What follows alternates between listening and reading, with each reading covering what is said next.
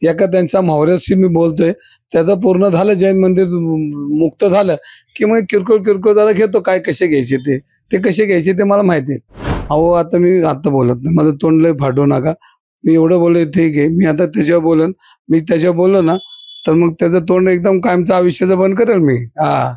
मग ठीक आहे, वैयक्तिक आरोप केले तर मग लय अवघड होईल. भाजपनी प्रेसमध्ये सांगितलं की तुम्हाला म्हणजे तुम्ही इतके दिवस मुरलीधर मोहोळ यांच्यावर आरोप करत होता, तुम्हाला जशाच तसं उत्तर देणार असं भाजपकडून सांगितले. विकृत टोळे, मी पहिल्या दिवसापासून विकृत टोळे हे सगळ्यांना चाकवा देतात. तुम्हाला जसा चाकवा दिला तसे पुणेकरांना चाकवा देतात. त्यामुळे विकृत टोळीवर जास्त आता बोलत नाही. एका त्यांच्या मावऱ्याशी मी बोलतोय, त्याचं पूर्ण झालं, जैन मंदिर मुक्त झालं की मग किरकोळ जरा घेतो, काय कसे घ्यायचे ते कसे घ्यायचे ते मला माहिती आहे. तुम्ही रविवार पेठेतल्या बऱ्याच जागा हडप केल्यात असा आरोप सुद्धा केला. नाही ते काय हे कुणी केला? मंगळसूत्र ज्यांनी चोरलं त्यांची, ज्यांचे पोलीस स्टेशनला फोटो त्यांनी. अहो आता मी बोलत नाही, माझं तोंड लय फाटू नका. मी एवढं बोलले ठीक आहे, मी आता त्याच्यावर बोलन, मी त्याच्यावर बोललो ना तर मग त्याचं तोंड एकदम कायमचं आयुष्याचं बंद करेल मी.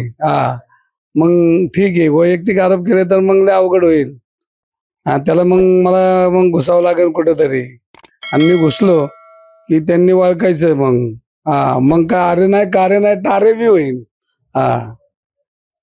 उपमुख्यमंत्री एकनाथ शिंदे यांनी तुम्हाला फोन करून समज दिली आहे आणि तसंच त्यांनी सांगितले की महायुतीत कुठेही ठिणगी पाडायला नको. 35 वर्ष मी राजकारणात काम करतोय, मला काय बोलायचं आणि काय नाही बोलायचं हे सगळं कळतं. आणि माझे नेते देवेंद्र फडणवीस, माझे नेते एकनाथ शिंदे साहेबांना हे माहिती आहे की मी जे बोलतो ते पुण्याच्या हिताकरता आणि जनतेच्या हिताकरता बोलतो.